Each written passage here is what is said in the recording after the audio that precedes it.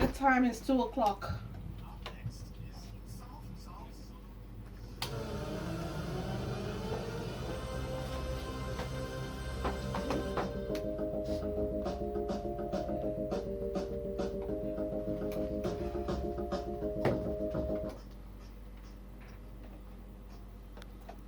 A very good afternoon to you and welcome to Radio Nigeria, South Zone News at 2. The headlines: Akwa Ibom State Government to initiate skill acquisition program for young people. Governor Godwin Obaseki promises better Edo State following re-election. Joe Biden faults move to replace late Supreme Court Justice Ruth Bader. Today's commentary is on the role of the media in exposing corruption in the country. We'll be back shortly. To COVID-19 rules: wash your hands regularly, use face mask, and maintain social distance. My name is Rachel ONAH with the news. Now the news in full. Akwa Ibom State Government is to initiate a training and skill acquisition program for young people in the state tagged Skill Up. According to the State Commissioner for Labor and Manpower Planning, Pastor Sonny Ibot, who stated this to Radio Nigeria in Oyo, the program will, amongst other things, prepare young people of the state to participate in the maritime and other sectors of the nation's economy. Correspondent Ekemino Bong tells us more. Yes. Akwa Ibom State Government is to initiate.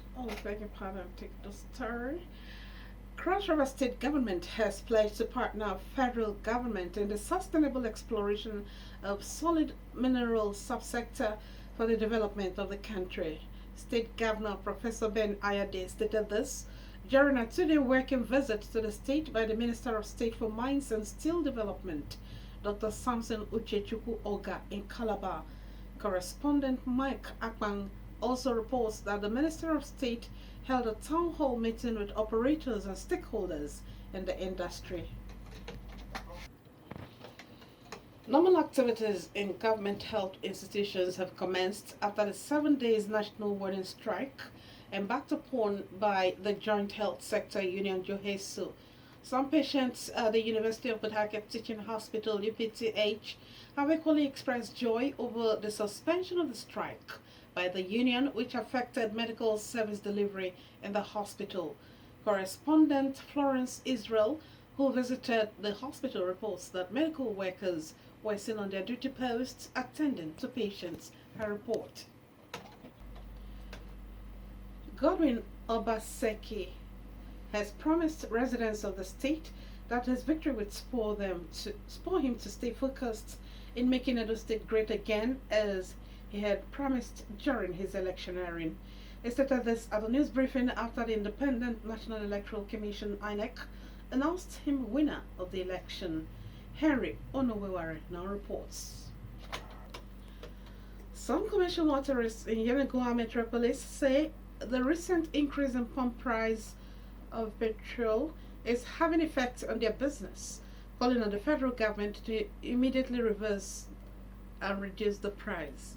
Some of the motorists who spoke to our correspondent Dorcas Ofubo said they were helpless and contemplating increasing transport fares. Our transporter, Mr. Sunday Ogweze, said the fare from Yenagoa, the Bayelsa State capital, to Onitsha in Anambra State, which was previously 1,500 naira, has gone up to 2,000 naira per passenger. A manager of a transport company, Mr. Joel Eze, lamented that the increase in petrol pump price was devastating. A commercial tricycle operator, Mr. Eric Hamatan, pointed out that passengers were not willing to pay higher price to their destinations. Other respondents enjoined the federal government to make policies that would improve the living conditions of citizens rather than resort to harsh measures that would further impoverish them. You're listening to Radio Nigeria, South Zone News at 2. Here are stories in the bulletin so far. Akwa Ibom State Government to initiate skill acquisition program for young people. Governor Godwin Obaseki promises better Edo State following re-election. Still ahead, Joe Biden folds move to replace late Supreme Court Justice Ruth Bader, plus business, entertainment, sports, and commentary. Do stay with us. You're welcome back. The news continues. Well, I'll bring you business news. The Central Bank of Nigeria, CBN, says the maximum for non-collateralized loan under the Agricultural Credit Guarantee Scheme Amendment Act 2019 is now 100,000 naira. For details of this and more on business news, let's join Austin Ine. On the foreign scene, Donald Trump's Democratic rival Joe Biden says move to replace the late Supreme Court Justice Ruth Bader Ginsburg before the presidential election is an abuse of power. Mr. Trump has said he will nominate a woman to replace the long-standing liberal justice. Mr. Biden urged Senate Republicans to delay a confirmation vote. Ginsburg, a liberal icon and feminist standard-bearer, died on Friday, aged 87. The appointment of judges to the Supreme Court is a political decision in which the president chooses who is put forward. The Senate then votes to confirm or reject that choice.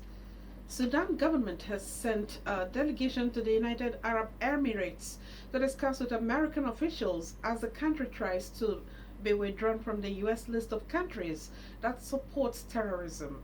The country's leader, General Abdel Fattah al-Burhan, heads this delegation. Sudan was added to the list in 1993 because of its support for Islamist militants, including Osama bin Laden. Ivorian opposition presidential candidate Henry Konan Bedi has called for a protest to resist President Alassane Ouattara's third-term bid in office in next month's elections. He stated that the opposition parties were united to protect the democracy of the nation. Protests broke out last month after Mr. Ouattara declared he would recontest following the sudden death of the person he wanted to succeed him. In the world of entertainment, singer Dare features battle ranking in new single JoJo as Eddie Murphy wins his first Emmy Award. Kura Berezi brings us up to speed with details and more. Nigeria Football Federation officially unveils new jerseys as football action continues in Europe tonight. Austin Isaac has more on sports. Today's commentary is on the role of the media in exposing corruption in the country, as written by Sami Ruse of Radio Nigeria Charity FM Asaba and read from our studio. That commentary on the role of the media in exposing corruption in the country was written by Sami Ruse of Radio Nigeria Charity FM Asaba and read by Mokwilola Oke. Port Harcourt and Benin may experience mostly cloudy weather with temperatures ranging from 25 to 26 degrees Celsius. Yenagoa and Uyo might experience thunderstorm with temperatures of 26 degrees Celsius, and Asaba might experience intermittent clouds with temperature of 29 degrees Celsius. Calabar might witness showers with temperature of 27 degrees Celsius. Humidity is highest in Benin at 90% and lowest in Asaba at 79%. That's weather forecast as compiled by Uchechi Ogazi. Radio Nigeria South Zone News at 2. A recap of the major items. Akwa Ibom State Government is to initiate skill acquisition program for young people. Governor Godwin Obaseki has promised better Edo State following his re-election. Joe Biden has faulted Donald Trump's move to replace late Supreme Court Justice Ruth Bader. That's the news as edited by Victory Isoni and the production team. My name is Rachel ONAH. Thank you very much for listening.